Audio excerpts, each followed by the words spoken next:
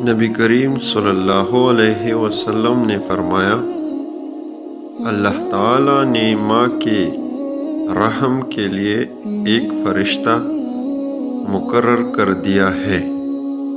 وہ فرشتہ عرض کرتا ہے، اے رب یہ نطفہ ہے، اے رب یہ مضغہ ہے، اے رب یہ علقہ ہے۔